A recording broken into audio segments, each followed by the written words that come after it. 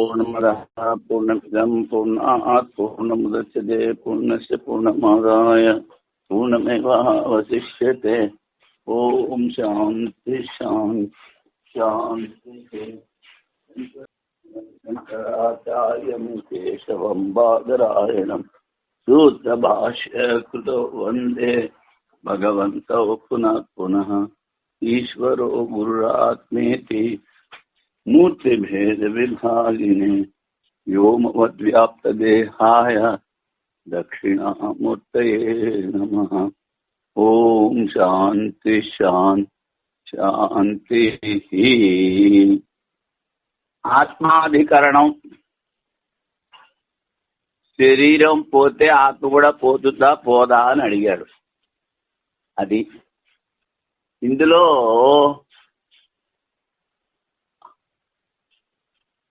అగ్ని నుండి అగ్ని కణములు ఉత్పన్నమవుతాయి.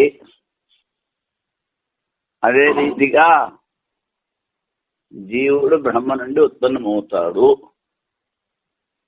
అని పూర్వపక్షి. దానికి సమాధానం చెప్పాడు. శరీరము అంతఃకరణాదులు ఉత్పన్నమవుతాయి, కానీ జీవుడు ఉత్పన్నం కాడు. అజో నిత్య శాశ్వతయం పురాణం నాహన్యతే హన్యమనే శరీరం పోయినా జీవుడు నిత్యము చెప్పారు. కనుక దీనికి ఆత్మాధికరణం అని పేరు పెట్టారు. నా ఆత్మా శృతేర్ నిత్యత్వాత్ తాచ్యతాభ్యః. నా ఆత్మ, ఆత్మ ఉత్పత్తి కాదు. అశ్రుతే, శృతుల్లో ఆత్మ ఉత్పన్నం అవుతుందని వినిపించట్లేదు. నిత్యత్వాచ్య, ఈ ఆత్మ నిత్యము. అందుకని తాభ్య నిత్యత్వం చెప్పే శృతులు స్మృతుల ద్వారా. అది ఈ సూత్రార్థం. జీవుడు ఉత్పన్నం కాడు. జీవోత్పత్తి శృతుల్లో వినబట్లేదు. తవా మహాన్ అజనాత్మ అజరో అమరో అమృతో అభయో బ్రహ్మ. గొప్పదైన పుట్టుకలైన ఆత్మ పరిణామరహితము, మరణరహితము, అమృత స్వరూపము, అభయ స్వరూపమైన బ్రహ్మ. అజో నిత్యన అంటే ఆత్మజన్మ శూన్యము మరియు నిత్యం. ఈ శృతుల్లో జీవుడు నిత్యమని ప్రతీతం అవుతున్నది. పూర్వపక్షి జీవుడు బ్రహ్మ కార్యం అవటం వలన ఒక విజ్ఞానం ద్వారా సర్వవిజ్ఞాన ప్రతిజ్ఞ సిద్ధమును. అందుకని జీవుడి ఉత్పత్తి ఉంది అంటే బ్రహ్మ యొక్క కార్యము ఉంటాడు. జీవుడు సిద్ధాంతంలో జీవుడు నిత్యము. బ్రహ్మాత్మైక బోధైన ఫలం నిశ్చితము. శరీరములకు అధిష్టానముగా ఉంటే కను సంబంధముల జీవుడు ఆకాశాదులే ఉత్పన్నమవుతున్నాడా లేక బ్రహ్మవలే ఉత్పన్నమవుతలేదా? బ్రహ్మ ఉత్పన్నం కాదు, అలాగే జీవుడు కూడా ఉత్పన్నం అవ్వట్లేదా? లేకపోతే ఆకాశాదులా ఉత్పన్నం అవుతున్నాడా? సర్వే అయితే ఆత్మను ఉచ్చరంతి. ఇవన్నీ కూడా ఆత్మ నుంచి ఉచ్చరంతి అంటే అగ్నికణాలా బయటకు వస్తున్నాయని. పరమేశ్వరు నుండి ఈ జీవులందరూ జన్మించున్నారు. భిన్నమైన జీవుల జననం వినబడటం వలన, శృతుల్లో విరోధం ఉండటం వలన జీవుని చెప్పవలేను అని పూర్వపక్షం. దీనికి సిద్ధాంతం చెప్పేది జీవునికి ఉత్పత్తి లేదు. ఉత్పత్తి ప్రకారంలో అనేక చోట్ల జీవుని ఉత్పత్తి వినబడట్లేదు. జీవుని ఉత్పత్తి అక్కడక్కడ వినిపించున్నది కదా అనినా అట్లాంటి సరికాదు. జీవుడు నిత్యము కనుక వాని ఉత్పత్తి అసంభవము. ఎక్కడ చెప్పారు? సవా ఏష మహానజాత్మా. మహాన్ అజ అంటే న జాయతే ఇతి అజ. అందుకని ఈ ఆత్మ నిశ్చయముగా దేశ పరిచ్ఛిన్నం లేనిది, పుట్టుక లేనిది. మళ్ళీ ఇంకో చోట చెప్పారు, అజో నిత్య శాశ్వతోయం పురాణ న జాయతే అజ. నిత్యము అంటే నశించదు, శాశ్వద్భవ ఎల్లప్పుడూ ఉంటుంది.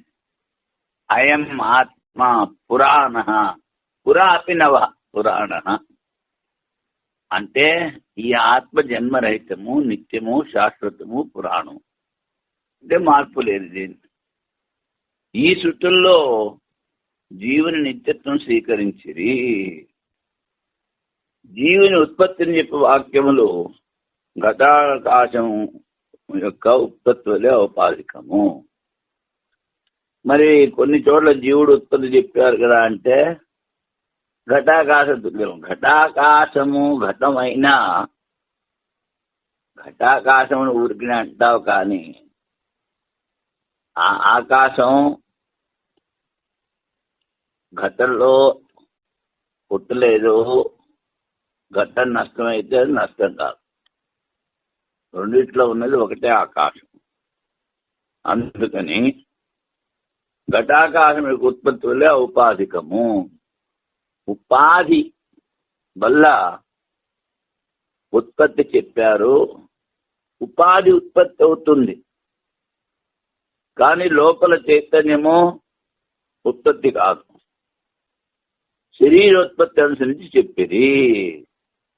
జీవుని ఉత్పత్తి, శరీరోత్పత్తి గురించి చెప్పారు. జీవుని ఉత్పత్తిని చెప్పే శక్తుల్లో విరోధం లేదు. ఈ విధంగా ఆత్మాధికరణం. పూర్వపక్షి జీవుడు ఉత్పత్తి అగ్నికణాల్లాగా అంటాడు. కాదు, ఎక్కడా కూడా జీవుడి ఉత్పత్తి చెప్పలేదు. ఒకవేళ ఎక్కడైనా వినిపిస్తే అది ఔపాధికం. ఔపాధి మూలాన ఏ విధంగా అయితే ఘటాకాశం ఉపాధి వల్ల ఆకాశం వేరేనట్టుగా ఉంటుందంతే. ఇప్పుడు జ్ఞాధికరణం. జ్ఞా అంటే జ్ఞానం, బోధ. దాని గురించి తర్వాత బోధ చైతన్యానికి ఉంటుంది.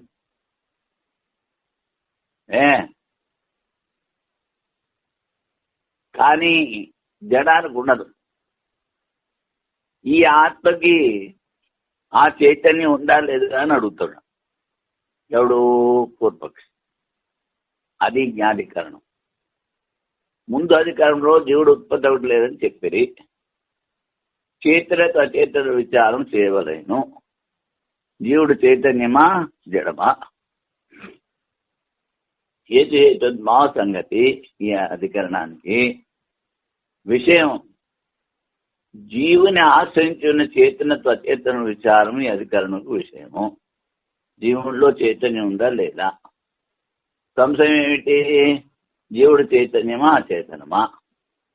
పూర్వపక్షి సుషుప్త్యాదుల్లో చైతన్యత్వ అభావం వలన జీవాత్మ చిద్రూపం కాదు. సుషుప్తిలో వాడి చైతన్యం కనిపించట్లేదు. అందుకని ఈ జీవుడు చైతన్యం కాదంటాడు పూర్వపక్షి.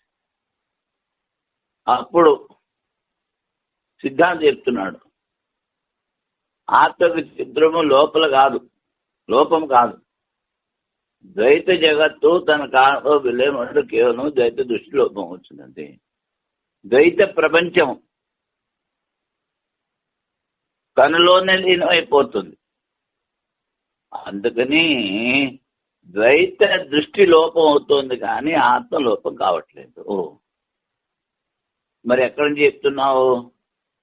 అంటే నహి దృష్టేర్ విపలోపో విద్యతే అవినాశిత్వాత్. చూసేవాడి చూపుకి లోపం ఉండదు, వాడు అవినాశి. వస్తువులున్నను లేకునను చూచువాని చూపునగా హాని ఎప్పటికీ ఉండదు. చూచువాడు చూడబడు పదార్థం వల్లే నశించువాడు కాదు. ఈ విధముగా శృతి ఉండుట వలన జీవాత్మ చిద్రూపముగా స్వీకరించిరి అని సిద్ధాంతి చెప్పాడు. ఇప్పుడు అధికరణానికి 5 విషయాలు అయిన తర్వాత వైయాసిక న్యాయమాల.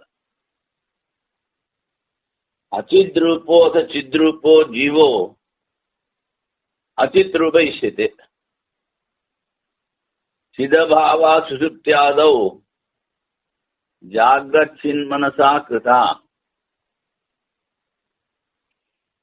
ఈ నైయాయికుడు మనస్సు ఆత్మ కలిస్తే చైతన్యం ఏర్పడింది అంటాడు, అంతకుముందు చైతన్యం లేదంటాడు. అది కూడా ఎక్కడ చేస్తున్నారు. ఏమిటి? జీవుడు చైతన్య రూపమా అచైతన్య రూపమా? అచిద్రూప ఇష్యతే, జడము, చిద్రూపం కాదు. ఎందుకని? చిదభావా సుషుప్త్యాదౌ, సుషుప్తాదుల్లో చైతన్యం లేదు. జాగ్రత్త మనసాకృత, జాగ్రత్తలో చైతన్యం మనసు ద్వారా ఏర్పడింది అంటాడు. ఆత్మ మనస్సుల సంయోగంలో చైతన్యం ఏర్పడింది అంటాడు ఈ నైయాయికుడు. వాడు చెప్తున్నాడు, వాడిది పూర్వపక్షం. జీవుడు చైతన్యం కాదు అంటాడు. అప్పుడు సిద్ధాంత సమాధానం, బ్రహ్మత్వాదేవ చిద్రూప చిత్సు సుప్తౌ నలుప్యతే ద్వైత దృష్టేర్ ద్వైతలోపా నహి ద్రష్టురితి శృతే. బ్రహ్మత్వాదేవ, జీవుడు బ్రహ్మ కన్నా భిన్నం కాదు. చిద్రూప చిత్ సుషుప్తో నలుప్యతే, ఈ జీవుడు చైతన్య రూపం. ఈ చైతన్యము సుషుప్తిలో లోపం కాదు, ద్వైత దృష్టి లోపం అవుతుంది. ద్వైత లోపా నహి ద్రష్టురితి శృతే. ద్వైత దృష్టి లోపం అవడం వలన నహి దృష్టే విపలోప విద్యతే అని శృతి చెప్తోంది అంటాడు. ఇది వైయాసిక న్యాయమాల. ఇప్పుడు దీనికి అనువాదం, జీవుడు చైతన్య స్వరూపుడా లేక అచేతనుడా? జీవుడు అచేతనుడు, ఇంద్రియంగా సుషుప్త్యావస్థలో చైతన్యం లేకపోవటం. ఆ అవస్థలో కనబడి చైతన్యము ఆత్మ మనస్సుల సంయోగంలో ఉత్పన్నమవుతున్నది. మరి జాగ్రత్త అవస్థలో చైతన్యం కనిపిస్తుంది కదా అంటే అది ఆత్మ మనస్సు సంయోగంలో ఏర్పడింది అంటాడు. ఇది పూర్వపక్షం. దీని సిద్ధాంత సమాధానం, జీవుడు బ్రహ్మస్వరూపుడు అవటం వలన అతడు చైతన్య రూపమే. సుషుప్తిలో చైతన్యముకు నాశనము కలగదు.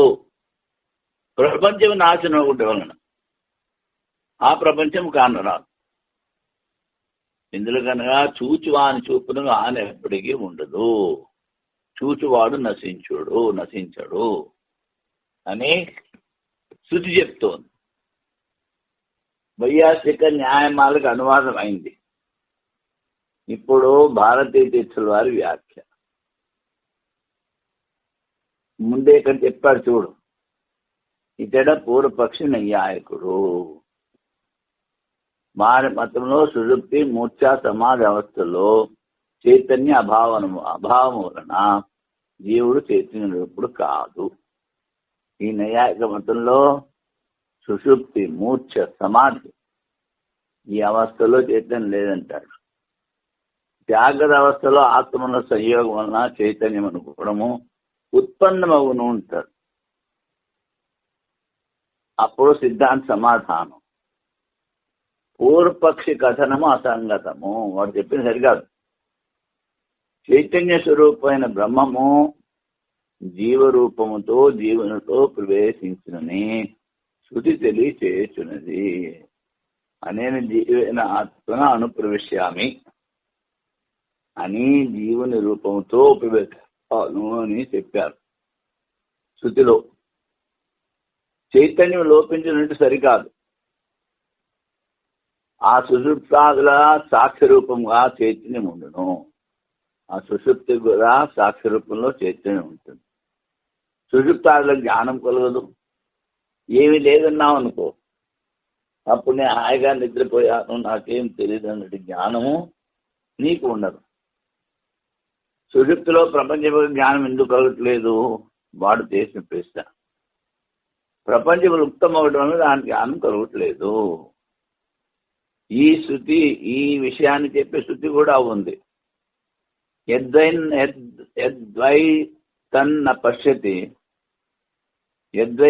పశ్యతి పశ్యన్వై తన్న పశ్యతి నై దృష్టిర్విపలోపో విద్యతే అవినాశిత్వాత్ నదు తద్వితీయమస్తి తతో అన్యత్ విభక్తం పశ్యేత్. యద్వై తన్న పశ్యతి పశ్యన్వైన తన్న పశ్యతి. అది చూడట్లేదు, చూడబడుతో కూడా చూడబట్టలేదు అంటాడు. చూసేవాడి దృష్టికి లోపం లేదు, వాడు అవినాశి, వాడికన్నా వేరేది లేదు.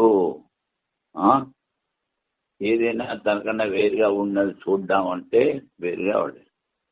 సుషుప్తి మూర్ఛాదవస్థలందు జీవుడు విషయములను గ్రహింపుకున్నాడు అన్నది జ్ఞానాభావంతో కలిగినది కాదు. వస్తువు ఉన్నను లేకునను చూచివాని చూపును హాని ఎప్పటికీ లేదు. చూచివాడు చూడబడు పదార్థంలో నశించేవాడు కాదు. వేరుగా చూతుడుగా బ్రహ్మకన్నా భిన్న వస్తువు లేదు. ఇది దీనికి మళ్ళీ అర్థం చెప్తున్నారు. సుషుప్తిలో దేవుడు ఏది చూడట్లేదు అని లోకంలో చెప్పారు. అది ఇది సరికాదు. జీవుడు చూచినప్పటికీ చూచలేదు. భ్రాంతితో చెప్పేద్దరు. దర్శనం ఎట్లు కలుగును? మరి వాడు అక్కడ ఉన్నాడు అన్నది ఎలా తెలుసుకునేది? సుషుప్తిలో మళ్ళీ సుషుప్తి లేచి చెప్తాడు. స్వరూపభూతమైన దృష్టికి వినాశం లేదు. అది అవినాశ స్వభావం కలది. అది నాశనం కాదు అని స్వీకరించాలి. నాశనం అవుతుంది అని స్వీకరిస్తే పూర్వపక్షి కూడా సాక్షిలోపము చెప్పలేడు. ఇప్పుడు అవినాశి తత్వాన్ని నువ్వు ఒప్పుకోలేదు, కానీ పూర్వపక్షి కూడా చెప్తాడు కదా, నేను హాయిగా నిద్రపోయాను ఏమీ లేదు అని. కనుక పూర్వపక్షి కూడా సాక్షి లేదని చెప్పలేడు. లోకులకు చూచుటి లేదని బ్రహ్మ ఎట్లు కలుగుతున్నది? చైతన్య బ్రహ్మ కన్నా భిన్నమైన క్రియా సాధన ఫలరూపమైన విభాజం గల రెండో వస్తువుని జగత్ అచ్చట లేదు. క్రియ, సాధనం, ఫలము ఇవన్నీ డివైడ్ చేస్తాయి. వస్తువుల్ని రెండుగా చేస్తాయి. ఇవేవి అక్కడ లేవు. అది దాని కారణ రూపంలో లీనమవుతున్నది. ఈ ప్రపంచం అంతా దాని కారణ రూపంలో లీనమవుతుంది. జగత్తు వలె ద్రష్టాదృశ్యము దర్శనపరమైన వ్యవహారం లోపించటం వలన చూసేది, చూడబడేది, చూచేవాడు ఈ వ్యవహారం అక్కడ లేదు. నా పశ్యతి లోకులకు భ్రాంతి కలుగుతున్నది. అందువల్ల జీవుడు చైతన్య స్వరూపుడు. జ్ఞో అతయేవ సూత్రం, వాడు చైతన్య స్వరూపుడే. అందువల్ల అది సూత్రార్థం. జీవుడు స్వయం జ్యోతి స్వరూపుడు, వానికి ఉత్పత్తి లేదు. అతయేవ అంటే వానికి ఉత్పత్తి లేదు. పూర్వపక్షంలో వైశేషికుల్లో ఆత్మ అకస్మాత్తుగా వచ్చిన చైతన్యం గలది. చూడు, ఈ న్యాయ వైశేషికులు ఆత్మ అకస్మాత్తుగా వచ్చిందంటాడు. సిద్ధాంతంలో నిత్య చైతన్య స్వరూపమని నిశ్చయం కావచ్చుకోండి. పశ్చన్ చక్షు శృణ్వన్ స్తోత్రం, చూసేటువంటి కళ్ళు, వింటూ ఉన్నది శ్రోత్రం, చూచుచు కన్నులు, వినుచు చెవులు. శృతి ద్వారా ఆత్మ మనసు సంయోగం వలన వైశేషం చెప్తున్నాడు, జ్ఞానం కూడా మా ఆత్మలో ఉత్పన్నమవుతున్నది. ఆత్మ మనస్సుల సంయోగం ఉంటాడు. మనం ఏంటంటాము? ఆత్మ అసంగము. దీనికి దేంతోనూ సంబంధం లేదు. వాడేమిటంటాడు? ఈ ఆత్మ మనస్సు కలిస్తే చైతన్యం ఉట్టిపడుతుంది అంటాడు. అది ఆత్మ చైతన్య స్వరూపమని సిద్ధించున్నారు. ఆత్మలో చైతన్యం ఉత్పన్నం అవుతుంది. ఈ సిద్ధాంతం చెప్పే శృతికి విరోధం కలదా లేదా? మీరు చెప్తున్నారే, మరి దీనికి శృతిలో విరోధం ఉందా లేదా అంటే, ఆత్మ నిత్య చైతన్య స్వరూపం, నిర్వికార చైతన్యం ఉపాధి సంకల్పం వల్ల జీవరూపముగా ఉన్నది. ఉపాధి సంపర్కము ఉంటే అన్ని చోట్ల ఆకాశం ఉంది. కుండ చేస్తే అది ఘటాకాశము అన్నాం. అంటే కుండ సంపర్కం వల్ల అది ఘటాకాశం అయింది. అదే విధంగా ఈ శరీరము అనేటువంటి ఉపాధి సంపర్కం వల్ల జీవుడు అనబడ్డాడు. బ్రహ్మరూపమైన జీవుని ఉత్పత్తి అసంభవము. జీవుని ప్రకరణంలో చెప్పు శృతులు గలవు. అసుప్త సుప్తానమిచాకసేతి, వాడు నిద్రపోడు. నిద్రపోయే వాళ్ళని కుటురు చూస్తూ ఉంటాడు. అత్రాయం పురుష స్వయం జ్యోతిర్భవతి, ఈ పురుషుడు స్వయం జ్యోతి స్వరూపుడు. నై విజ్ఞాతిర్ విప్రలోపో విద్యతే, ఆ తెలుసుకునే వాడికి ఎప్పుడూ లోపం ఉండదు. మళ్ళీ వీటికి అర్థం చెప్తున్నారు. జీవుడు స్వయంగా నిద్రించగయే సర్వకారణంతో లీనమైన ఇంద్రియాదులను చూస్తుండదు.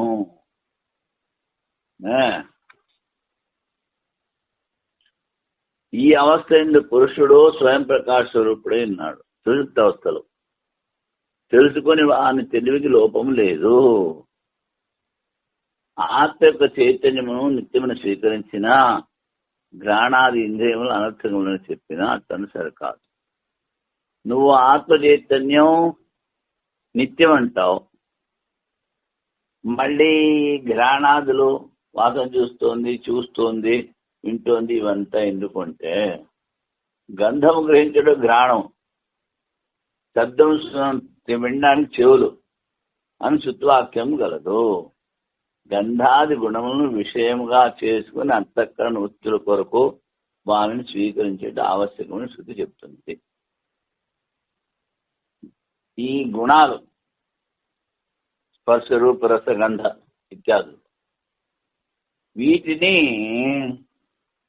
విషయంగా చేసి అది ఆయా ఇంద్రియాలు మనస్సుకి అంతఃకరణానికి వృత్తులను పంపిస్తాయి. అప్పుడు అంతఃకరణలో ఆ గంధాకార వృత్తి ఏర్పడుతుంది. గంధాకార వృత్తి ఏర్పడడానికి ఈ ఇంద్రియాలు విషయాలు మనం స్వీకరించాలి. అందుకని వైశేషికుల తర్కం శృతి విరుద్ధము. తర్కాభాసం అంటే ఒట్టి భ్రమ. పైన చెప్పిన శృతివాక్యం ద్వారా ఆత్మ స్వయం ప్రకాశ స్వరూపంగాన శృతుల్లో విరోధము లేదు. శృతుల్లో ఏ విధమైనటువంటి విరోధము లేదు ఉంటాడు. ఇప్పుడు ఉత్క్రాంతి గత్యధికరణం. ఉత్క్రాంతి అంటే జీవుడు ఈ శరీరం వదిలిపెట్టి పైకి పోవడం. సూక్ష్మ శరీరంతో. గతి పోవడం అనేది గతి. ఉత్క్రాంతి అంటే శరీరం నుంచి లేవడం. ఇది ఎందుకు చెప్తున్నారు? ఈ జీవుడి పరిమాణం ఎంత అనేది ఆలోచించడం. బ్రహ్మతో అభేదం చెప్పుటకు జీవాత్మ స్వయం ప్రకాశ రూపము అని చెప్పారు. నిత్యము అది కూడా చెప్పారు. ఈ అధికారంలో జీవ అణుత్వమును ఖండించి ఆ జీవుల్లో విభుత్వం సాధించటకు కార్యకారణ భావ సంగతి వల్ల ఈ అధికారం ప్రారంభమైంది. ఈ విశిష్టాద్వైతులని నేను చెప్పాం. మళ్ళీ ద్వైతులు కొంతమంది ఉన్నారు. ఈ ద్వైతవాదులు ఈ జీవుణ్ణి అనుపరిమాణం ఉంటారు అని తర్కం చేస్తారు. జీవ పరిమాణం ఈ అధికంలో విచారణి విషయం. సంశయము జీవుని పరిమాణం అనుపరిమాణం వల్ల విభు అంటే విభుర్వ్యాపకం. పూర్వపక్షి ఏషో అనురాత్మ అని మునులు చెప్పారు. ఈ శృతి ద్వారా జీవునిలో అనుత్వం సిద్ధమవుతున్నది. దీనితో పాటు జీవుని ఉత్క్రాంతి గమనాగమనం శ్రవణం ఒకటి వలన జీవునిలో అనుత్వం స్వీకరించే ఉచితము. జీవుడు శరీరం బట్టి పైకి వస్తాడు, ఆయా లోకాలకు పోతాడు, వస్తాడు, గమనాగమనాలు. కనుక జీవుడు అణువు అని స్వీకరించాలి అంటాడు పూర్వపక్షి. ద్వైతవాది సిద్ధాంతం. సాభాస బుద్ధి. సాభాసం అంటే చైతన్యం ప్రతిబింబించిన బుద్ధి అని పరిమాణం కలది. ఈ ప్రకారము ఉపాధి వలన జీవాత్మలో అనుపరిమాణం శృతిలో చెప్పారు. కానీ జీవాత్మలో విభుత్వమే కలదు. సాభాస చైతన్యానికి అనుపరిమాణం చెప్పారు. అంటే బుద్ధిలో ప్రతిబింబించే చైతన్యం. అంతేకాని స్వాభావికంగా జీవుడు అని పరిమాణం కాదు. ఎందుకని? జీవుడు బ్రహ్మ కన్నా వేరు కాదు. ఇది ఈ ఉత్క్రాంతి గత్యధికరణానికి 5 అధికరణ విషయాలు. ఇప్పుడు వైయాసిక న్యాయమాల. జీవో అణు సర్వగోవా చాదేశో అనురితి వాక్యత ఉత్క్రాంతి గత్యాగమన శ్రవణాచ్చ అనురేవ సహా సాభాస బుద్ధ్యా అనుత్వేన తదుపాధిత్వతో అణుత జీవస్య సర్వగత్వం తు స్వతో బ్రహ్మత్వత సుతం. అది జీవో అణు సర్వగోవా. జీవుడు అణుస్వరూపమా వ్యాపక స్వరూపమా? స్యాదేశో అనురితి వాక్యత. ఏషోనురాత్మ అన్న వాక్యం ఉంది కనుక ఈ జీవుడు అనుపరిమాణం ఉంటాడు. మళ్ళీ ఉత్క్రాంతి గత్యాగమన శ్రవణాచ్య శరీరం నుంచి పైకి లేవడం, పోవడము, లోకాలకి మళ్ళీ రావడము ఇది వినిపిస్తోంది కనుక జీవుడు అనుపరిమాణము ఉంటాడు పూర్వవాది. అప్పుడు సిద్ధాంత సమాధానం సాభాస బుద్ధి అనుత్వేన ఉపాధిత్వతో అణుత. బుద్ధిలో ప్రతిబింబిస్తుంది, దాన్ని అణువన్నారు. ఉపాధి వల్ల అణుతాం. కానీ జీవుడు సర్వగత్వంతో, జీవుడు అన్ని చోట్ల వ్యాపించున్నాడు. స్వతో బ్రహ్మ, వాడు స్వయంగా బ్రహ్మస్వరూపమని శృతుల్లో వినిపిస్తుంది. జీవుని ప్రమాణం అనువా లేక సర్వవ్యాపకమా? ఏషో అనురాత్మ చేతసా వేదితవ్య. అనుపరిమాణముల ఆత్మను శుద్ధమైన చిత్తంతో తెలుసుకొనవలెను. ఈ శృతి ద్వారా ఇంకనూ గతి ఆగమనము వినబడటం వలన జీవుని స్వరూపం అనుపరిమాణం చెప్పాలంటే పూర్వపక్షం. అప్పుడు సిద్ధాంత అంటాడు, చైతన్య ప్రతిబింబ సహితమైన బుద్ధి అది అనుపరిమాణం కలది. ఆ బుద్ధి చైతన్యకు ఉపాధి అగుట వలన జీవుని అనుపరిమాణం గలవాడనేది. కానీ జీవుడు స్వయంగా బ్రహ్మస్వరూపము, సర్వగతుడు, సర్వవ్యాప్తి, విభు. విభు అంటే సర్వవ్యాపకుడు అని శృతి చెప్తోంది.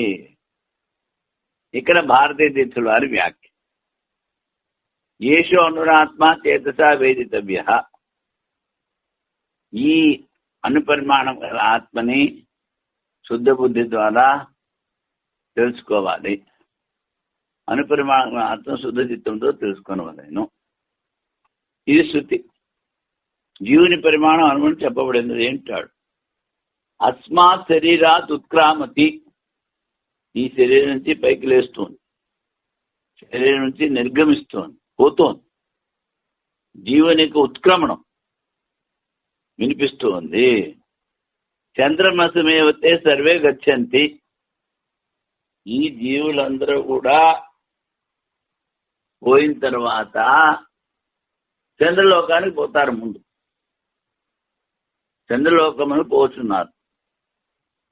జీవునిది గతి. తస్మాత్ లోకాత్ పునరేతి.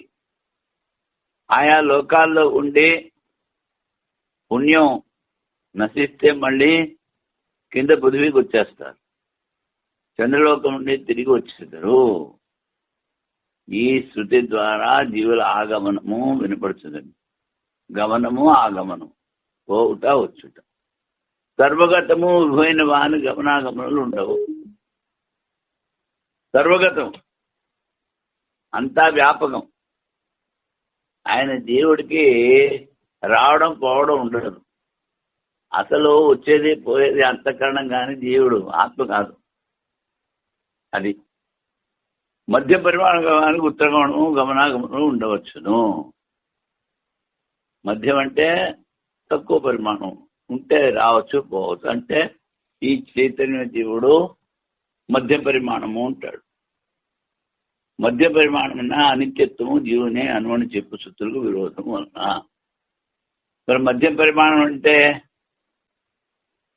ఆ నిత్యత్వం వస్తుంది, జైనవతంలాగా. అందుకని జీవుడు అనువని చెప్తూ శృతుల విరోధం వలన, మధ్యం పరిమాణం అంటే అనువని చెప్పే శృతులకి విరోధం వస్తుంది.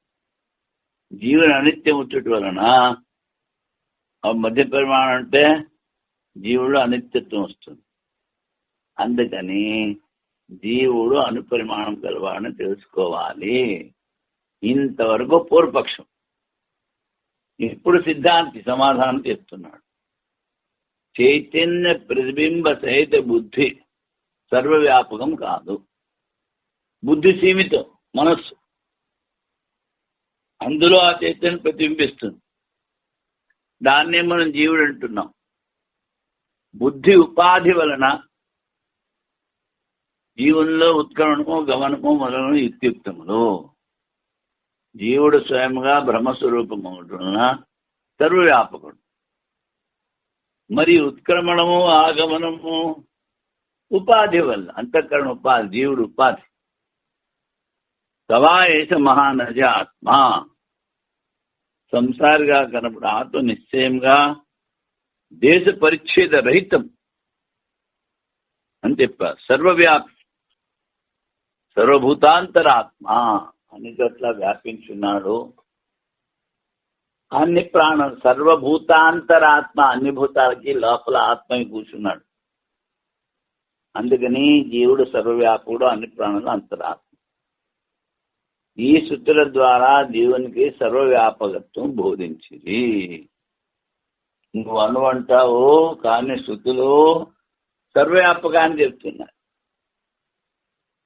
ఉత్క్రాంతి గత్యాగతీనా.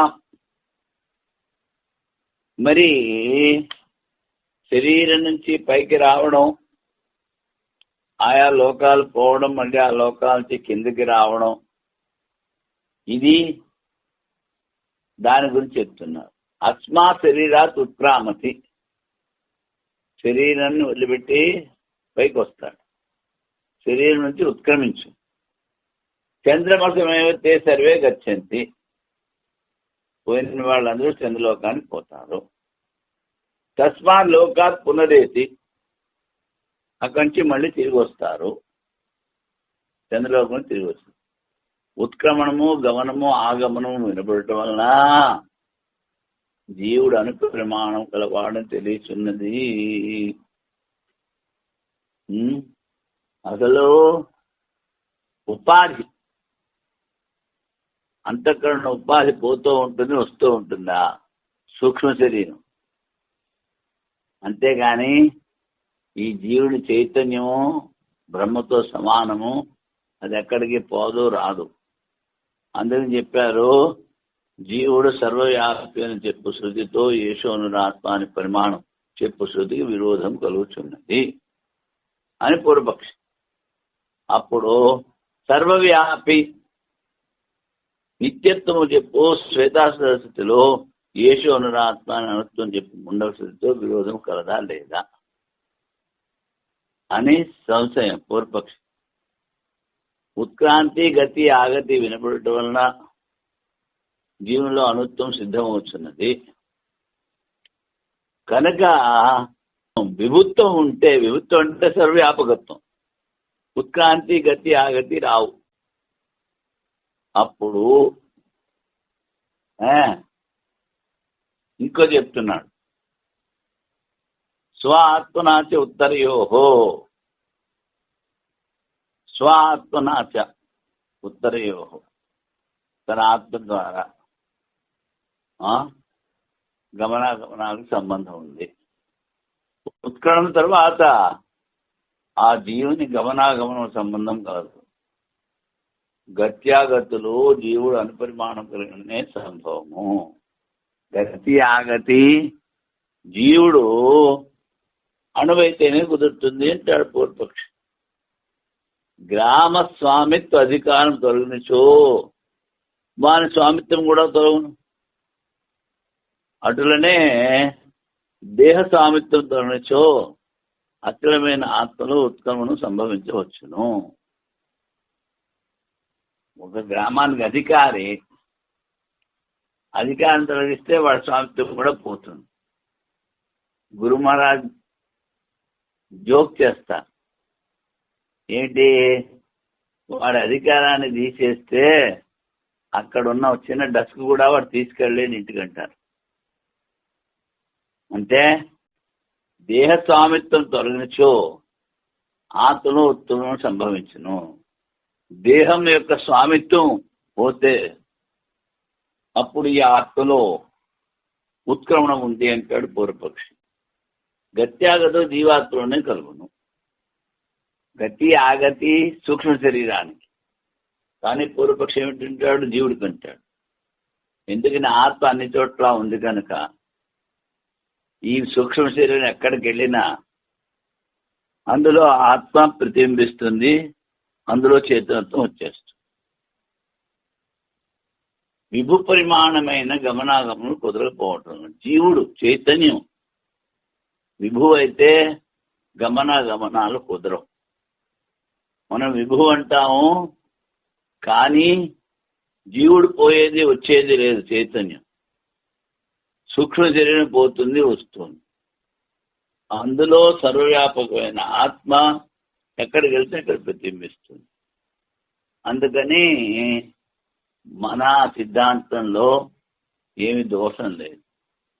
మధ్య పరిమాణం అనిత్యం వచ్చేటి వలన అనుపరిమాణం స్వీకరించిననే గమనాగమనం సంభవము. మధ్య పరిమాణం అనిత్యం అన్నాము జైనులాగా, అందుకని అనుపరిమాణం స్వీకరించాలి అంటాడు పూర్వపక్షి. ఇది కూడా పూర్వపక్షి. నా అనురద్దుచే అచ్యుతేరిచ్చేన్ నేతరాధికారాత్. అణువు కాదు, శుద్ధులు వినిపించట్లేదు అంటే అలా కాదు. అంటాడు పూర్వపక్షి. జీవుడు అనుపరిమాణం గలవాడు కాదు, సర్వవ్యాపి అని శృతి జీవుని సర్వగతం చెప్తున్నది కదా అన్నట్లు సైట్ కాదు. సర్వవ్యాపం చెప్తోంది కదరా అంటే కాదంటాడు పూర్వపక్షి.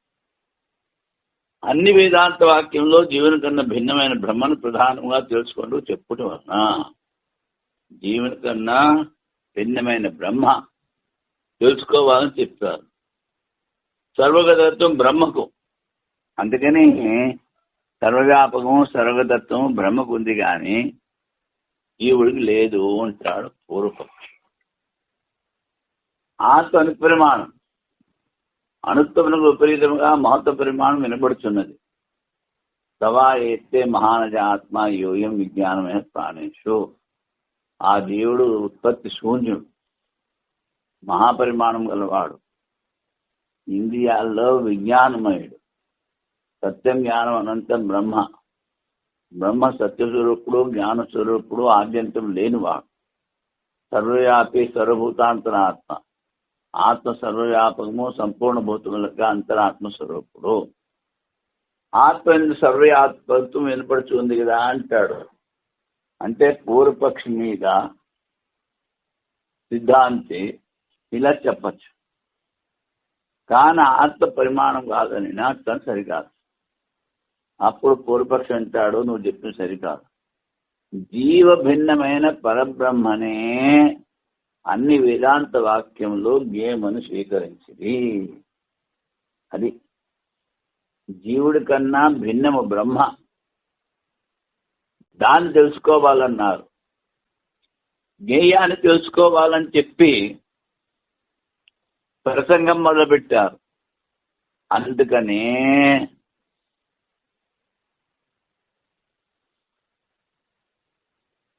బ్రహ్మలో పరిమాణం ఇంకోటి వినిపించినా అది ఔపాధికం. ఈ పరిమాణము బ్రహ్మం కాదు, జీవుడికి. అందుకని జీవుడు అనుత్వం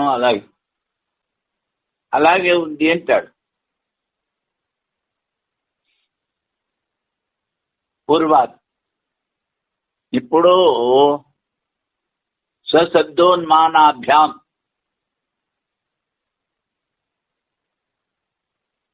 శృతి స్వయంగా చెప్తోంది అంటాడు పూర్వపక్షి. ఏషో అనురాత్మ, ఈ ఆత్మ అనుపరిమాణం గలది. శృతి ద్వారా బాలాగ సదరా కల్పిత స్థితి భాగో జీవ సవిజ్ఞేయ. శృతిలో ఈ ఆత్మ సూక్ష్మని చెప్పడానికి తల వెంట్రుక కొన భాగాన్ని చిన్నగా 100 సార్లు చీల్చి అందులో ఒక భాగం తీసుకొని ఉంటాడు. అలాగే ఎన్నిసార్లు చేయాలంటే 100 సార్లు చేయాలంటాడు. అది ఆత్మ అంటాడు. అంత సూక్ష్మము అని. వెంట్రుక కొనను 100 భాగములు చేసి అందులో ఒక భాగమును మరలా 100 భాగములు గావించు. జీవుడు అందులో ఒక భాగంతో సమానుడు. జీవుని అత్యంత సూక్ష్మ పరిమాణం కలవానిగా చెప్పుడు వలన జీవుని పరిమాణము అనువే. ఇదంతా ద్వైతవాది అణువు అంటూ ఉంటాడు. ఏషోనురాత్మ చేతసా వేదితవ్య. ఈ అనుపరిమాణముల ఆత్మ అంతఃకరణం ద్వారా తెలుసుకుంటూ యోగ్యము. అనుపరిమాణ వాచకం ఆ శబ్దం వినిపిస్తోంది. మళ్ళీ శృతి బాలాగ్రత భాగ శతదా కల్పిత స్థితి భాగో జీవ సవిజ్ఞేయ. వెంట్రుక కొన భాగము అంటే కింద కొంచెం లావుగా ఉంటుంది, అది తీసుకోవద్దు, పై భాగాన్ని తీసుకోవాలంటాడు. 100 భాగముగా చేసి దానిలో ఒక భాగమును మరో 100 భాగములు చేసిన దానిలో ఒక భాగము జీవుని పరిమాణం సమానము ఇత్యాది. ఉన్మానము అంటే స్థూల పరిమాణమును అపేక్షించి అత్యంత సూక్ష్మ పరిమాణము ఉన్మానం అందరూ. ఉద్గతమానం యస్మాత్ అక్కడ అంత ప్రమాణం ఉండదు. జీవుని అణుత్వను బోధగావించుతున్నది. అణుత్వం జీవిలో ఉంది అంటాడు. మళ్ళీ అణుత్వం జీవిలో ఉంది అంటే నువ్వు గంగా స్నానం చేస్తున్నావు. గంగా స్నానం చేస్తుంటే కింద భాగం చల్లగా ఉంటుంది, ఎండాకాలంలో పై భాగం వేడిగానే ఉంటుంది. మరి అణువు అయితే ఇది ఎలా కుదురుతుందిరా అని అడుగుతాడు. అప్పుడు వీడు అంటున్నాడు, అవిరోధ చందనమత్. చందనం ఒక చోట పెడితే దేహం అంతా చల్లబడుతుంది. అలాగా ఆ ఆత్మ అణువైనా మొత్తం దేహం అంతా చల్లబడుతుంది అంటే. శరీరంలో ఒక అవయములకు పోసిన చందన బిందువు శరీరం మొత్తాన్ని సుఖం కలిగించును. అనుపరిమాణముల జీవుడు దేహ వ్యాపకము చైత్యాది అనుభవమును కలుగజేయనట్లు విరోధము లేదు. జీవుని అనుపరిమాణం గలవాడన్నా గంగా నదిలో మునిగిన వానికి దేహ వ్యాపకము చల్లదనం యొక్క అనుభవము, ఎండాకాలంలో సకల దేహ పరితాపం యొక్క అనుభవము ఇట్లు కలుగును. అంటే సగం నీళ్ళు దిగాడు, పైన వేడిగానే ఉంటుంది ఎండ వల్ల, కింద చల్లగా ఉంటుంది. అప్పుడు ఇది ఎలాగరా నడిపితే నువ్వు అణువు అంటావు, మరి సహం వేడి సహం చల్లదనం ఎలాగ వచ్చిందిరా అంటే అప్పుడు దానికి వాడు సమాధానం చెప్తున్నా. శరీరం యొక్క ఒక భాగమైన నుదుట నద్దిన మంచి గంధం యొక్క చల్లదనము శరీరం అంతా వ్యాపించి సుఖం కలుగజేసినట్లు అనుపరిమాణం గల ఆత్మ కూడా దేహం నుండి ఒక భాగంలో ఉన్నను దేహ వ్యాపము శీతోష్ణాలు అనుభవించలేనని స్వీకరించే విరోధం ఉండదు. శరీర వ్యాపమైన చర్మంతో ఆత్మ గల సంబంధము శీతోష్ణాదులు ఉపలబ్ధి కారణము. శరీరం అంతా వ్యాపించింది చర్మము, దానికి ఆత్మీయ సంబంధం ఉంది, అందుకని శీతోష్ణాలు అనుభవిస్తుంది అంటాడు పూర్వపక్షి. అవస్థితి వైశేష్యాది చేన్న అభ్యుగమాత్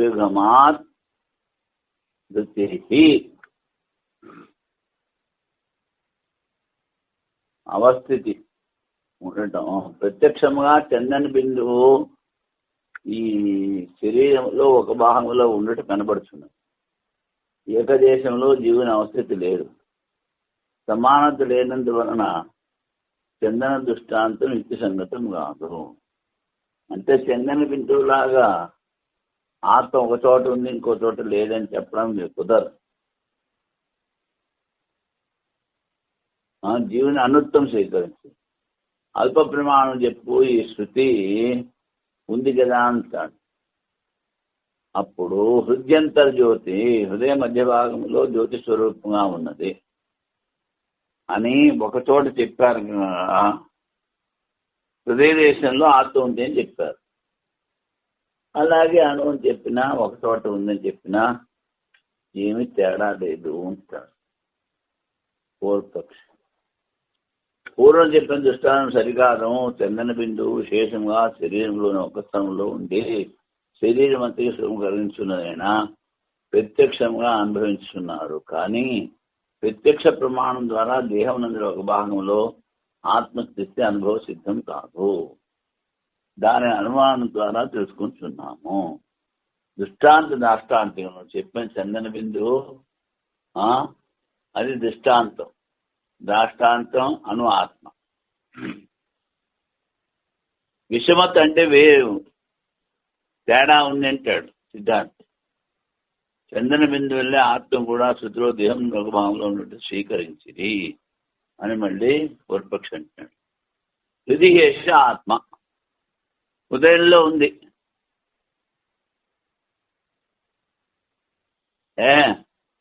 ఈ ఆత్మ హృదయంలో ఉంది. సమాయేష ఆత్మ హృది, ఈ ఆత్మ హృదయంలోనే ఉంది. హృదయంత జ్యోతి పురుష, హృదయంలో ఆ పురుషుడు జ్యోతి స్వరూపంగా ఉన్నాడు అని చెప్తారు.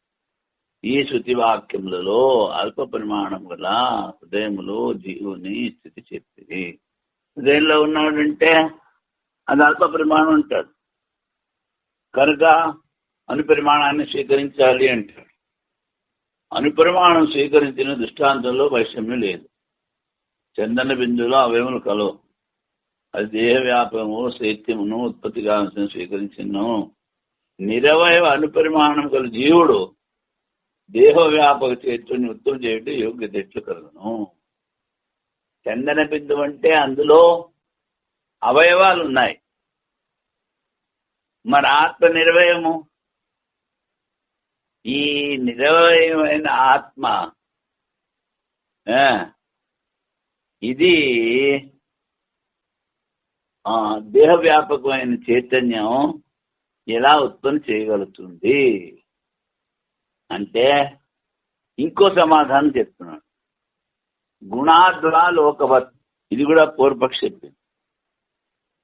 గృహ మధ్యము నుంచి దీపము చిన్నదైనను దాని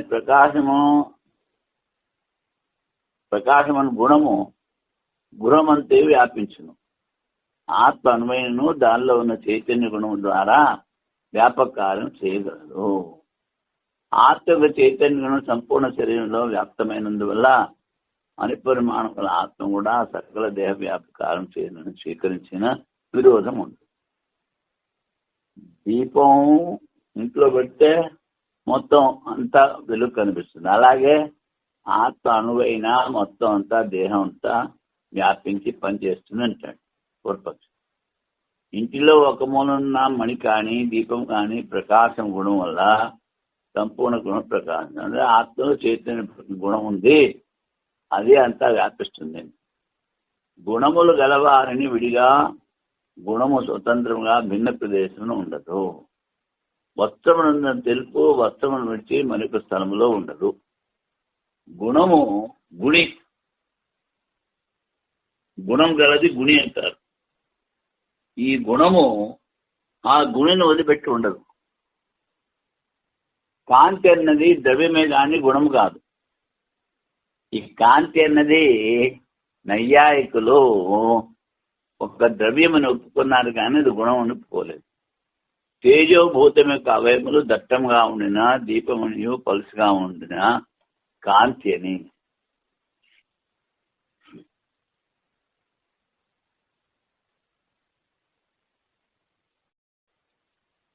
కాంతి అని చెప్పబడు. ఇప్పుడు ఈ దీపం దగ్గర ఎక్కువ వెలుగు ఉంటుంది, మళ్ళీ కొంచెం దూరం పెడితే పలసగా అయిపోతుంది. దాన్ని కాంతి అంటారు. కనుక వీడేంటంటాడు, నువ్వు గుణిని వదిలిపెట్టదో ఉన్నావు, కానీ మేమనేది ఏమిటంటే ఇది ద్రవ్యము కాంతి, ఇది గుణం కాదు. అప్పుడు ఇలాగంటే ఇంకో దృష్టాంతం చెప్తున్నాడు. వ్యతిరేకో గంధవత్. గంధం గుణమైనను దాని స్వరూప ద్రవ్య గుణం కన్నా భిన్నముగా చూడబడుతున్నది.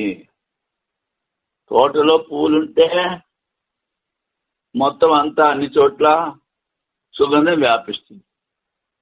పూల తోట సమీపం తిరిగి మనిషికి పూల సువాసన తెలియదు. అదేవిధంగా ఆత్మిక చైతన్య గుణము వ్యాపక కార్యము చేయగలదు. చూడు, ఈ ద్వైతవాది ఎన్ని తర్కాలు ఇస్తున్నాడో, ప్రతి తర్కానికి ఖండించి మళ్ళీ ఉత్తరం ఇస్తాడో సిద్ధాంతం. సుగంధాదులు గుణములైనను తమకు ఆశ్రయభూతములకు ద్రవ్యమును విడిచి, సుగంధము ఆశ్రయం పువ్వు, అది ద్రవ్యము. ఆ ద్రవ్యమైన పుష్పాన్ని వదిలిపెట్టి సుగంధం ఎక్కడికో పోతుంది. ప్రత్యక్షంగా చూస్తున్నాం. పుష్పాలు దూరంగా ఉన్నను వాని వాసన సమీపం వచ్చుచున్నది. అట్లనే జీవుడు అనుమాత్రుడే అయినను అతని గుణము చైతన్యం దేహమంతటా వ్యాపించును. అందువల్ల ఈ పూర్వసూత్రంలో చెప్పిన వస్త్ర దృష్టాంతం సరికాదు. గుణం గుణాన్ని వదిలిపెట్టదన్నావు, అలా కాదు. గుణం గుణాన్ని వదిలిపెడుతుంది. వస్తువా గుణి, నీ గుణం వదిలిపెడుతుంది అని చెప్పారు. అందుకని ఇది ఆత్మ సూక్ష్మమే అని చెప్తాడు. ఇంకా నేను అనుకోవడం, పూర్వాది ఇంకో 2 సూత్రాలు చెప్తాడు. ఆ 2 సూత్రాలు అయిన తర్వాత అప్పుడు సిద్ధాంతి వాణ్ణి పట్టుకు ఏకేస్తాడు. అందుకని దీన్ని న్యాయ గ్రంథం అన్నారు, యుక్తుల ద్వారా. ఎందుకంటే పూర్వాది శుద్ధులే చెప్తాడు, సిద్ధాంతి శుద్ధులే చెప్తాడు. కానీ సిద్ధాంతి నువ్వు చెప్పిన శుద్ధి సరికాదు, నేను చెప్పిన శుద్ధి సరి అని తర్కం ఇస్తాడు. అందుకని దీన్ని కొంచెం జాగ్రత్తగా అర్థం చేసి చదవాలి. ఈ వాటికి చాలే. ఓం పూర్ణమదః పూర్ణమిదం పూర్ణాత్ పూర్ణముదచ్యతే పూర్ణస్య పూర్ణమాదాయ పూర్ణమేవావశిష్యతే. ఓం శాంతి శాంతి శాంతి.